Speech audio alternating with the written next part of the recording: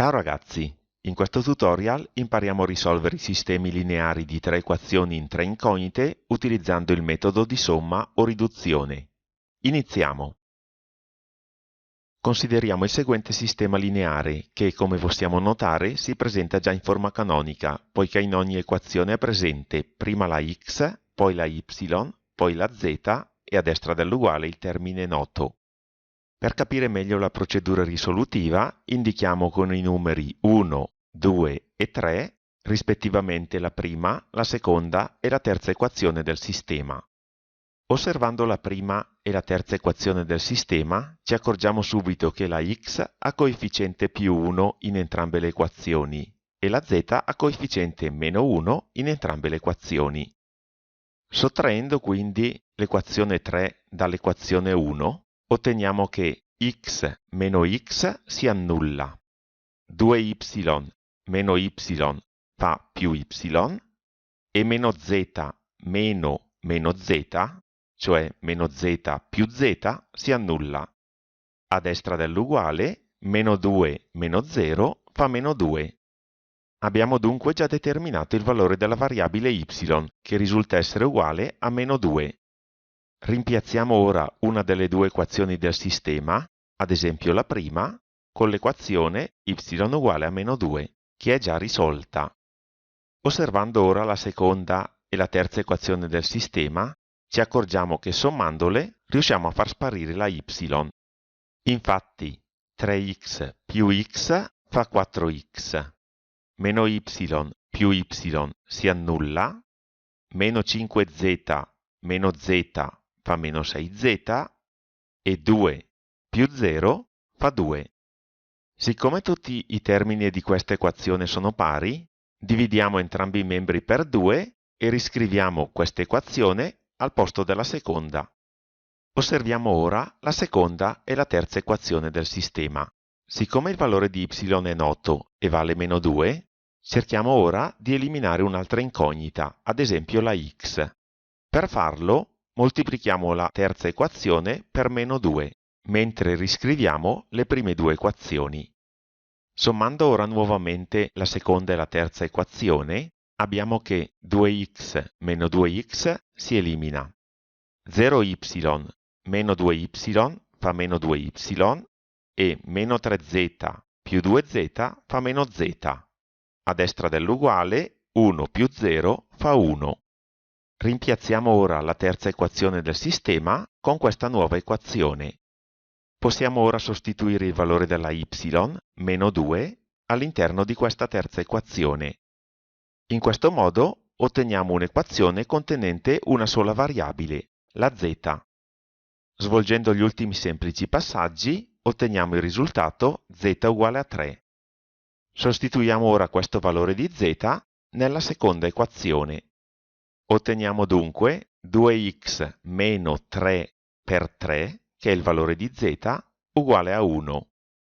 Risolvendo infine questa semplice equazione nella sola variabile x, otteniamo 2x uguale a 10 e dividendo entrambi i membri per 2 otteniamo x uguale a 5. La soluzione del nostro sistema è dunque la terna di valori x uguale a 5, y uguale a meno 2, z uguale a 3. Come abbiamo potuto imparare da questo esempio, è molto importante per applicare questo metodo osservare i coefficienti delle incognite presenti nelle equazioni del sistema, in modo da poter sottrarre fra di loro le equazioni, sommarle, oppure moltiplicare entrambi i membri di un'equazione per uno stesso numero, in modo da ottenere coefficienti opportuni che possono essere semplificati sommando o sottraendo le equazioni. È chiaro anche, dall'esempio proposto, che ogni tanto bisogna intervenire anche con il metodo di sostituzione. Dunque, in realtà, nella risoluzione di sistemi con più di due incognite, i metodi di riduzione e sostituzione vanno combinati in modo opportuno. Passiamo ora ad un secondo esempio. In questo esercizio, come si può notare, i coefficienti sono un po' più scomodi rispetto a quelli dell'esercizio precedente. Indichiamo di nuovo con i numeri 1, 2 e 3 rispettivamente la prima, la seconda e la terza equazione del sistema. Osservando la prima e la seconda equazione, ci si accorge che sommandole si può eliminare la variabile y. Infatti 2x più 6x fa 8x, meno 3y più 3y si eliminano a vicenda e 5z meno z fa 4z. A destra dell'uguale 10 meno 22 fa meno 12. Possiamo ora rimpiazzare una delle due equazioni del sistema che sono state utilizzate nella somma, cioè la prima o la seconda, con la nuova equazione. Nel nostro esempio rimpiazziamo la seconda, anche se avremmo potuto benissimo rimpiazzare la prima. Cerchiamo ora di eliminare un'altra variabile, ad esempio la y dalla prima e dalla terza equazione. Per farlo, siccome il minimo comune multiplo fra 3 e 5 è 15, facendo 15 diviso 3 otteniamo 5, che scriviamo qui a sinistra, e 15 diviso 5 fa 3. Possiamo ora moltiplicare entrambi i membri della prima equazione per 5 ed entrambi i membri della terza equazione per 3. Otteniamo così il seguente sistema. Sommiamo ora la prima e la terza equazione in modo da far scomparire la y. 10x meno 12x fa meno 2x, meno 15y più 15y si eliminano a vicenda e 25z più 9z fa 34z. A destra dell'uguale 50 meno 12 fa 38. Rimpiazziamo ora la terza equazione del sistema con questa nuova equazione. Come in precedenza, vi faccio notare che avremmo potuto sostituire anche la prima equazione con questa nuova equazione. L'importante è sostituire o la prima o la terza, cioè una delle due coinvolte nella somma o riduzione. Sommiamo ora la seconda e la terza equazione in modo da far scomparire anche la x.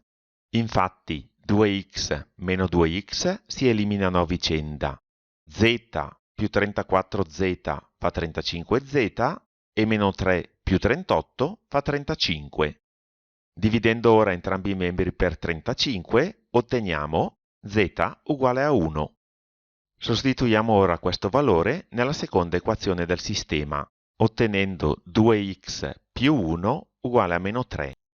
Svolgendo gli ultimi passaggi, otteniamo x uguale a meno 2 e sostituendo i valori x uguale a meno 2 e z uguale a 1 nella prima equazione, osserviamo che in essa è rimasta una sola variabile, la y. Risolvendo quest'ultima semplicissima equazione, otteniamo per la y il valore meno 3. La soluzione del nostro sistema è dunque la terna di valori x uguale a meno 2, y uguale a meno 3 e z uguale a 1. Con questo abbiamo concluso. Nel prossimo tutorial parleremo di determinanti di matrici 3x3 e impareremo a risolvere i sistemi lineari di tre equazioni in tre incognite utilizzando il metodo di Cramer. Vi aspetto! Ciao!